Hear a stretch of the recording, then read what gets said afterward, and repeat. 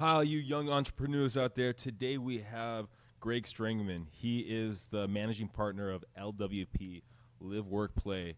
He tells us about his road of getting into development, into condo conversions, and actually just changing communities that he's been a part of. Take a listen. Please subscribe. Please share. Please tell your friends. We'd love to hear your feedback. Welcome to the road to growth, success of an entrepreneur. We've raised the bar. Learn firsthand from successful business owners and create your own path to success. I'm going to show you how great I am. It's time to hit the road to growth with real estate agent Vinny SD. I'm here with Greg Strangman, the managing partner of L.W.P, Live, Work, Play. Hey, Vinny. Thanks for having me. Thanks, Greg, for being here. So tell us a little about the man, the myth, the legend, L.W.P. I don't know about the man, the myth, or the legend, but I'll tell you a little bit about myself. I'm a native San Diego. Well, let me back up. I was born in Los Angeles, but we moved to San Diego when I was 4 or 5 years old. So he's still a Padre fan, so just FYI. I am a huge Padre fan, not a Dodger fan. And my family, we grew up here in Del Mar, and kind of as it goes, I ended up, as it pertains to my career, I became really fascinated with real estate and development of real estate, and pursued a path and a career in being a real estate developer. And you come from a background of your parents were in real estate, correct? Yeah, my dad was a banker. He worked for a handful of different local banks, and my mom was actually a real estate agent with Macmillan and Prudential for a number of years. So my family's kind of come from that field. They thought I was a little bit crazy to go out and want to start my own company with a friend way back in 1991. But, at that time I just thought, I'm young, I don't have a lot to lose, and kind of go for it. And from there, you started out with your first building and kind of grew it out, correct? Well, kind of what happened is I had an internship with a real estate development company that was like a tract home builder that was building stuff all over Southern California. And then, as some of your audience may remember, in 1991, there was a pretty bad recession. Yeah. And there were no jobs available. And I had a couple job opportunities in the construction field as a project manager. But that just didn't excite me. One thing that I know about myself is I'm passionate. And I only want to work on projects that are meaningful and exciting to me. So I kind of embarked on the path with one friend to start a development company.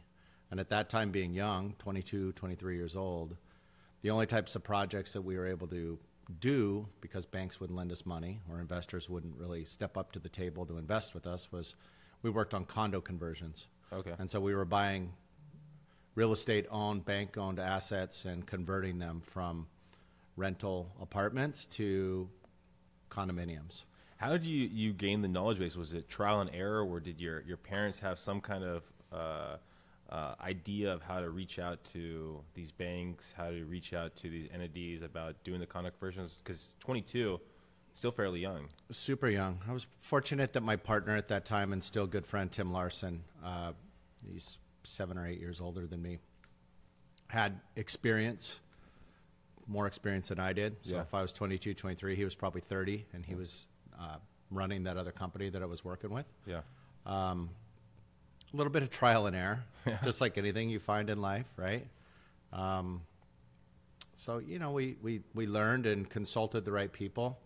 We're kind of big believers in you don't have to know everything, but you got to be smart enough to know what you don't know. What you don't know, but you got to be smart enough to know that if you don't know, then know the people that do know. Yeah. So, I'm not a lawyer by trade. I'm not a CPA by trade or education. Yeah. So hire the best attorney to get your best legal advice. Hire the best CPA so you get your best tax advice. And so we hired qualified condominium consultants and counsel, and kind of sourced out. When you start looking at banks and stuff like that, it was a little bit of cold calling, being denied, and kind of the one question that I always tell a lot of people in business that are trying to start out is, if you no means maybe, and if they can't help you, then the next question you need to ask them is, do you know someone else that can help you? Yeah. And that became an important thing where it just, then you got to continue on the path to trying to find the right source. Yeah. So we initially were doing, the project sizes were 14 units up to 48 units. Oh, wow. In size. So not huge ones, but big enough to at least keep a little bit of food on the table. It was very lean times. I often tell people just it still sits in my mind about, just constantly pushing forward every day to get to the end goal and across the finish line of, just doing what we were doing. What keeps a 22-year-old on track to keep fighting through? Most 22-year-olds that you'll see, and especially in Pacific Beach or areas like that, are out having drinks and just enjoying life. But what's keeping you on track, living lean and fighting for that next deal, I guess? I think it's an internal clock. You have it. Yeah, you have it. You either want it or you don't want it. Yeah. There's nothing wrong with not wanting it, right? Yeah. I don't look at anyone differently in that. I just wanted to be successful. Yeah. I like accomplishing things. Yeah. And it's not always about money. It's about doing something. It's kind of like working in your yard, Yeah. You want to go out there and you want to stand back and look at your yard and go, oh, look at what I accomplished. Yeah, exactly. So it's being what I often label with my wife, Christina, as being a productive citizen. Yeah. It's not about what you make. Yeah. It's about what you do, what you contribute to your community, Yeah. what you contribute to your family, what you're contributing to other people that you work around. Yeah. That's to me what the measuring stick is for it. And that's my parents. I was fortunate. I've got amazing parents, and they were great role models to kind of instill those values in me. Yeah. And now I hope I get to pass that along to to my kids. And your upbringing, I know you've kind of told me in the past, your upbringing where they've kind of molded you like, I guess you've kind of molded your kids, where it's like if they borrow something, they pay you back on interest and kind of stuff like that, where it's very unique, I think. Yeah, I mean, it would be, people often assume that when I say it's a family business, they're like, oh, your mom and dad just gave you this business and you took over and started running it. And I'm like, no, I started this with one friend, and I literally had I had credit card debt. I had no money, none. Yeah. And I'll never forget the time I had to borrow $10,000 from my dad to tie up a project, and it was he didn't want to give me the loan because he just said, you want to go out and do this on your own, and go do it on your own. My mom was a little bit more empathetic to my situation and the opportunity, and saw the value in what I was doing. So I ended up getting literally a 30-day loan at 10% interest on that thing. And my parents made me sign a promissory note that I was going to pay the money back, and it was like a real live situation. Yeah. And that's how it should be. Yeah. I mean, it taught me the value of what you're signing on and what responsibilities you take as you move forward. Was there a point where you said, I've actually done it? Like when did that take? So you started in 22. You had your first business or first condo conversion. Was there a time where you actually said, I accomplished kind of what I originally was looking for? Well, I mean, just to kind of go through like a transformation for me, my parents, my parents exposed me to a lot of things growing up, which business and just, like I said, good moral compass. Yeah. We weren't big, like, city dwellers. Yeah. In 1993, I moved to the city. So just so people can kind of get a little bit of an understanding, I don't do condo conversions anymore. Yeah. I only do kind of adaptive reuse of existing buildings, mostly multifamily apartments, and we do some hospitality stuff. I think your question was more on the lines, was there ever a point where I ever felt like I really arrived or succeeded? Yeah, I guess. I mean, it's, but I know you're still fighting. I'm never, stuff, yeah. But I'm never fully satisfied. Yeah. Not because it has nothing to do with the money. It's about just doing great projects. Yeah. So we just want to be contributors to the communities in which we invest in. Yeah. So we want to take that dilapidated building, and as I kind of say, buff and shine it and make it more of a gem or a jewel of the community. Yeah. To try to just be constantly evolving and working within the neighborhoods that we invest in to become better neighborhoods, safer neighborhoods, more walkable neighborhoods, better livable neighborhoods. So it's more about the quality of life. So I feel within our community branded apartments, we've kind of built a model for social sustainability. Yeah.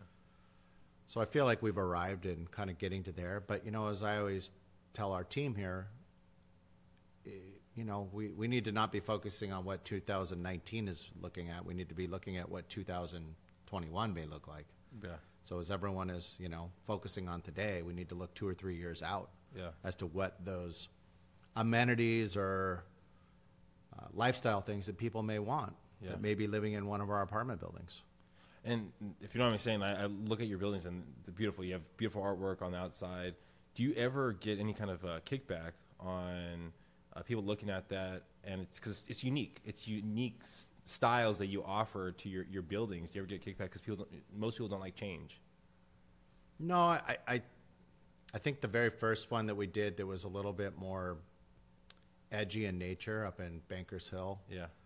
I was putting some street art on the side of the building, and this is going back 11 years ago. Yeah. And some women in the neighborhood, older women, that were walking their dogs over to Balboa Park and walked past the building, and they were just like, "What in the world are you doing?" And I told them, that we were putting this up, and at first it was just kind of like, "Oh my gosh, the neighborhood's gone to hell in a handbasket," And then it was kind of funny because once it was all completed and I saw those same group of women, because they did their walk all the time.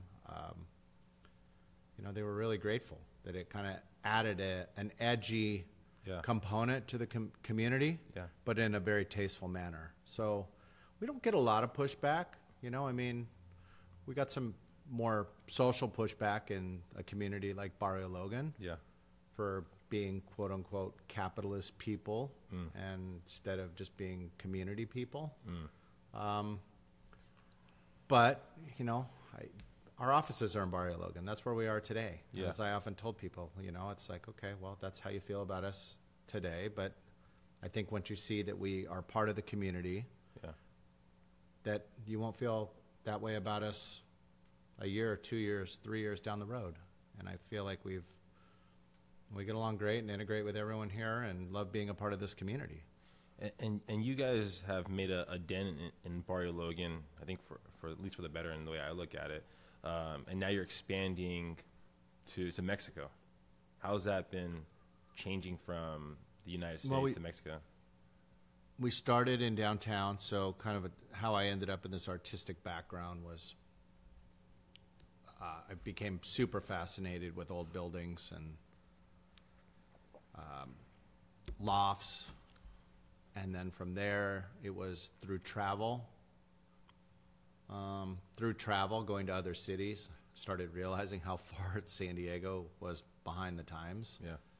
I have this theory of craft beer, and Greg Cook at Stone Brewery changed San Diego in 1995 because craft beer was the evolution of craft beer for San Diego.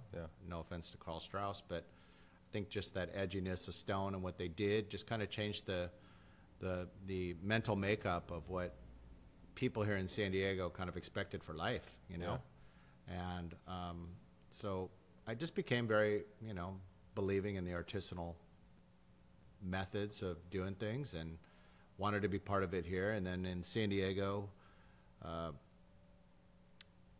as it pertains to Mexico, it's funny, I fell into it. I do a lot of volunteering, and I'm active in Urban Land Institute, and I got asked to be on a redevelopment panel of downtown Tijuana, and it was at the time when I was telling my wife, like, I really want to do another project in another city, LA, New York. I just kind of want to get out and do something just to say that I went for it one time, like by playing it safe in our own backyard. And then I went and did this panel in Tijuana, and I was just like, wow, this is crazy. This is only 20 minutes away from, and I spent a lot of time growing up down in Mexico. My grandparents used to live in Ensenada, and so we as a family used to go down there a lot. But with all the narco violence and everything that happened in 2008, 2009, 2010, I just was not interested in going down there at all. So it's doing business in Mexico. It's a different workflow, as I often tell people. It's not better, worse than working here in San Diego. It's just different. Yeah. So it's a slower pace. There's a lot less regulation. So, the process that we go through here in San Diego for building permits or planning is much more stringent than it is, say, in Mexico. So the projects we're doing in Mexico right now, Tijuana and also Valle de Guadalupe, are more in the hospitality sector. So trying to be that instigator, for lack of a better word, of encouraging people to cross the border and go experience a really cool community and culture that safely that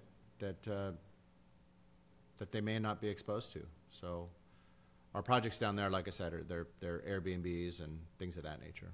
You're very big into customer service, and I know you're saying down in Mexico that maybe it's a little bit slower. Does that affect the level of standards that you have of your customer service? Because you're really strong with customer service here at a lot of your locations.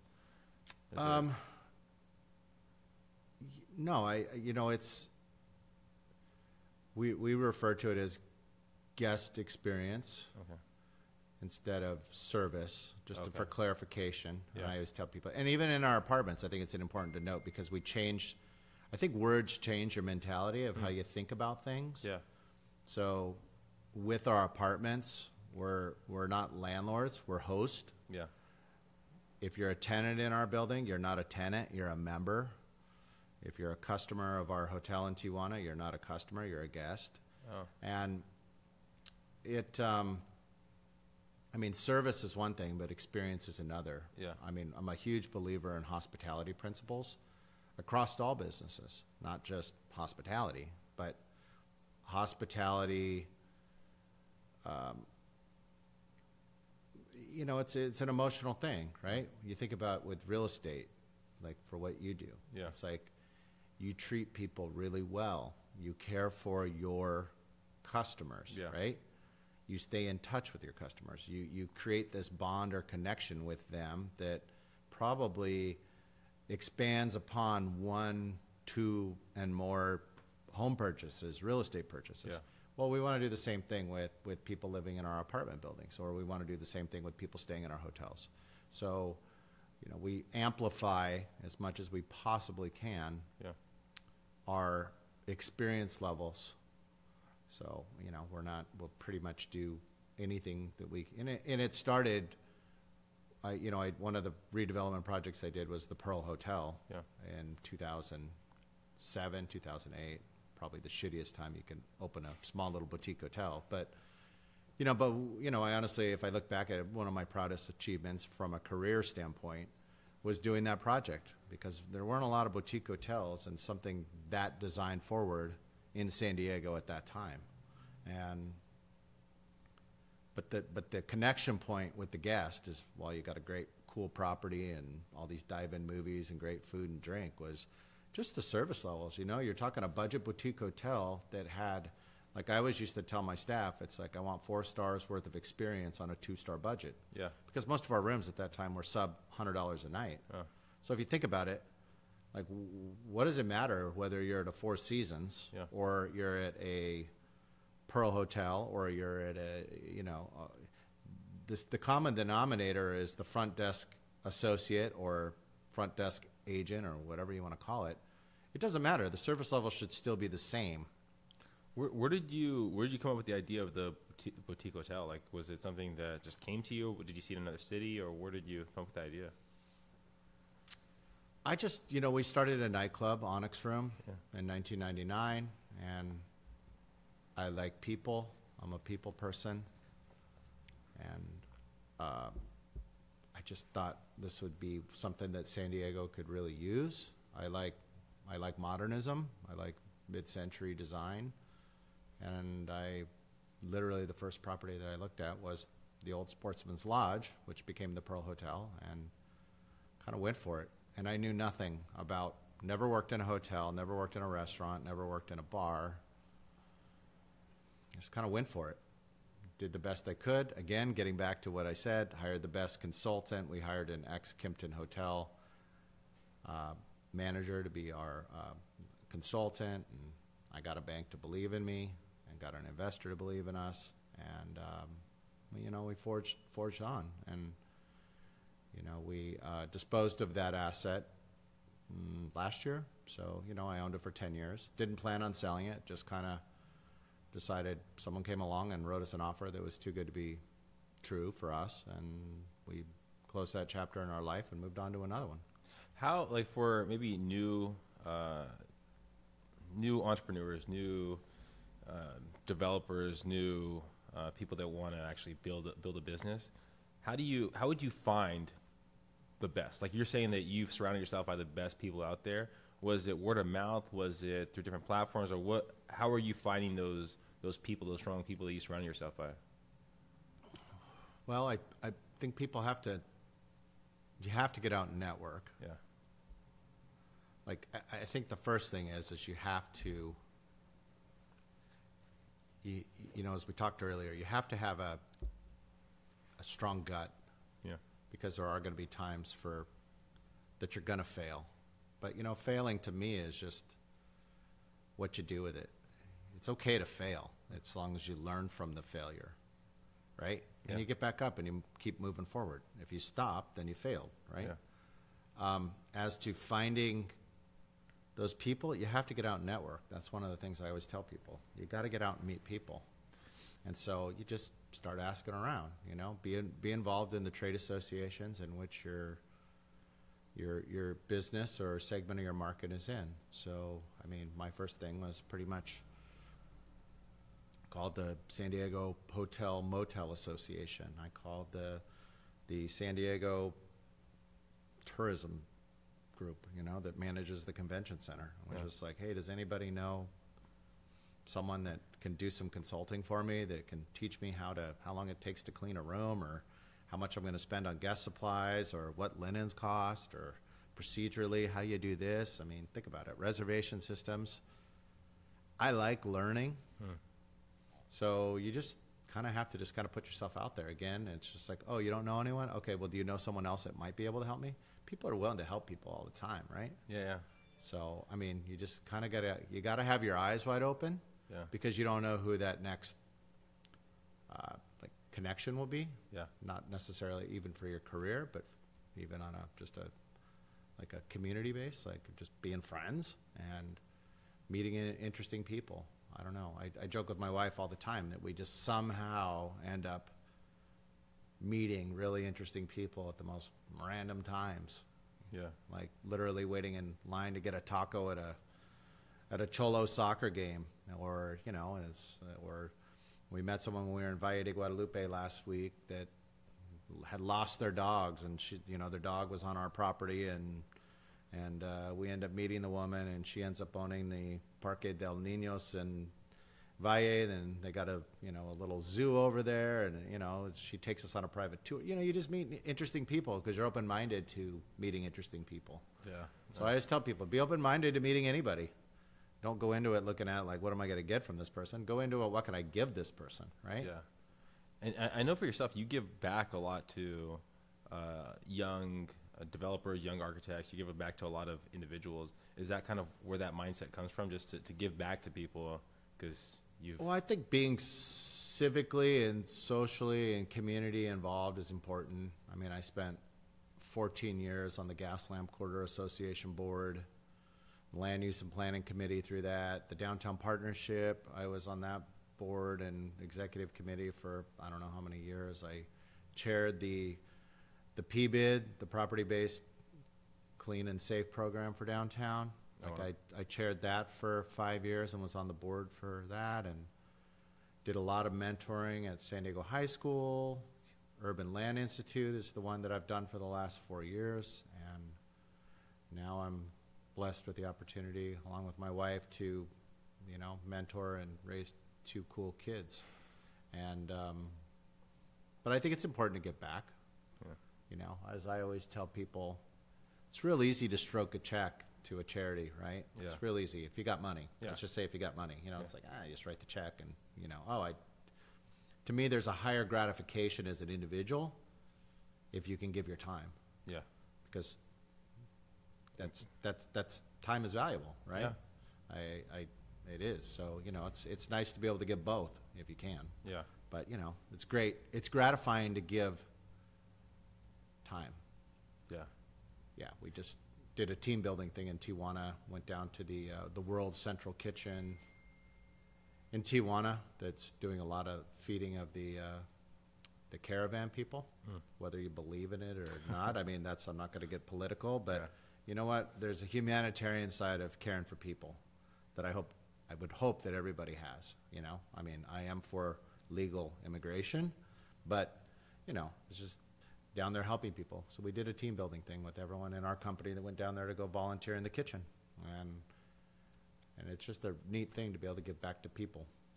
Yeah.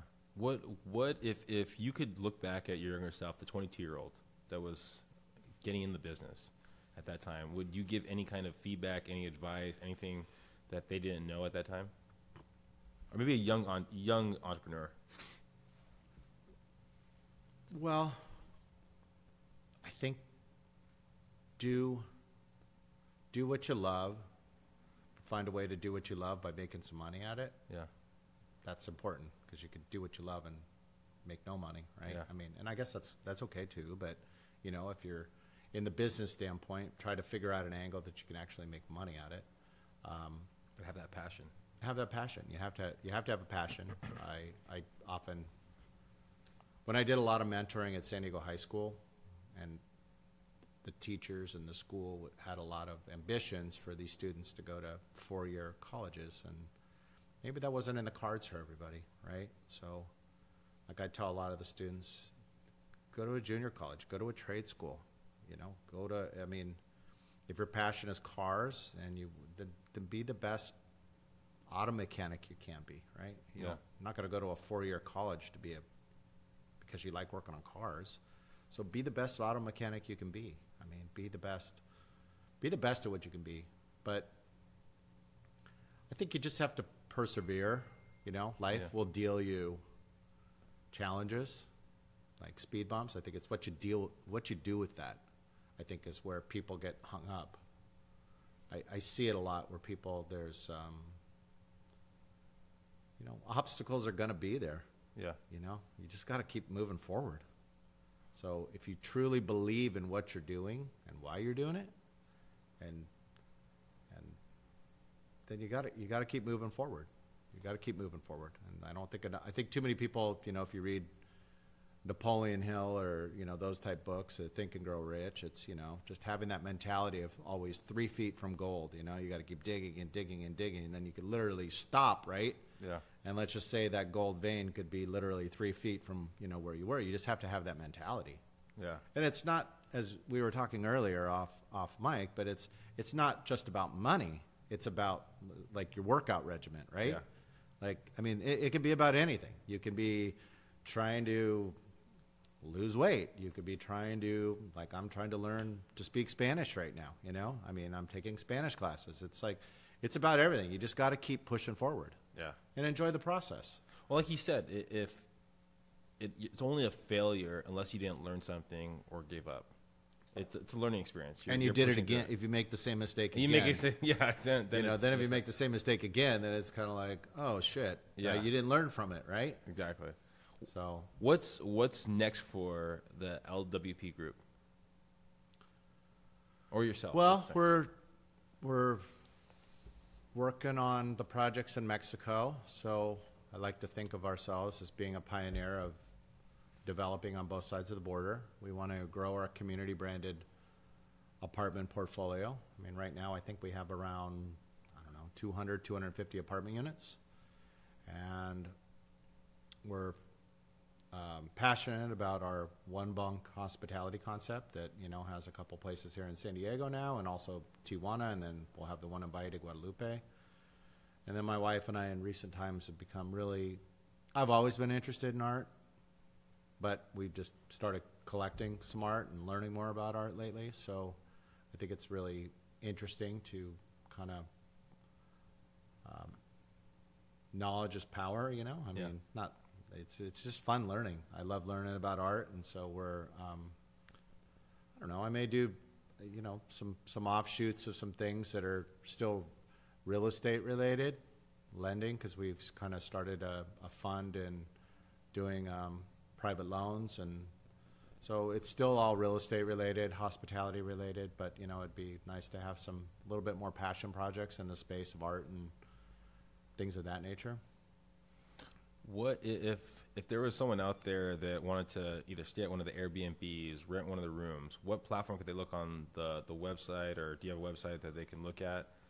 So if you're interested in the hospitality side of things, it's onebunk.com, like the number ONE, bunk, like a bunk bed, onebunk.com. And then you'll find our listings on there. And if you're interested in any of our apartments or commercial spaces, it's L.W.P group.com. Okay. Stands for Live, Work, Play Group, L.W.P group.com.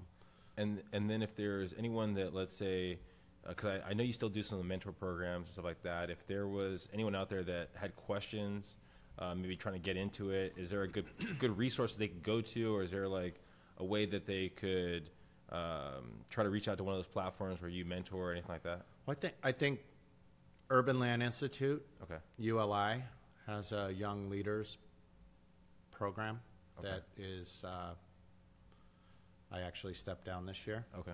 So I did 4 years of leading Group 1, which was small urban redevelopment. Excuse me. And I just felt like here again, it gets back to doing everything to the highest and best level. And I've done it for 4 years. I felt like I just didn't think I had the energy to do a 5th year. So I just told them I need to take a year off and kind of focus on something else. So, but it's still an amazing program. And I learned as much from the young leaders as I hope that they learned from me. You know, I mean, I learn a lot. You know, I'm 51 years old, and I still feel like I learn from, because I'm not, there's different perspectives on things, right? Yeah. Like most of our apartments we're renting to people that are 20 years younger than me, maybe more. So I probably related more to them when I was a little younger. But, you know, it's neat to hear what people's generationally and what people are looking for in living. So it's kind of neat to have some, as I always say, constructive criticism or critiquing of the products and the things that we do from other people. So I mean, at the end of the day, they're the end consumer, right? Yeah. So if you can't handle the criticism, then you probably shouldn't be doing it. Yeah. So I mean, as long as it's constructive, right? I mean, that's the difference. So it's kind of a neat platform. So Urban Land Institute would be a good place to start. And then I always just explain, tell people, just be involved in your community. Yeah. Be involved in things that you can kind of grow in. I got involved in the San Diego Chamber of Commerce this last year. So, looks like I'm going to go on a delegation to Mexico City with the Chamber of Commerce and Jerry Sanders, I think at the end of March, to go to Mexico City to meet with the Mexican government and kind of 3 days talk about the region of Tijuana and San Diego and NAFTA and immigration and just maquiladoras and trade and this is a whole new area. I don't like my wife always says, you'll never retire. And you know what? She's right. I probably will never retire because I enjoy the process. I enjoy learning. I enjoy trying to do good for our communities. So it's I just suggest people be involved in the things that they're passionate about. Perfect. Well, thank you for all the time you were able to give us. Absolutely. Anytime. All you entrepreneurs out there, hopefully you got some great information. Please share, please subscribe. We'd love to hear your feedback. Have a great one. Thank you for listening to The Road to Growth, Success of an Entrepreneur. Please like, subscribe, and stay connected. Visit www.vinnySD.com. Yeah, I created a website. Hope to see you again next week. Team Vinny SD, signing off.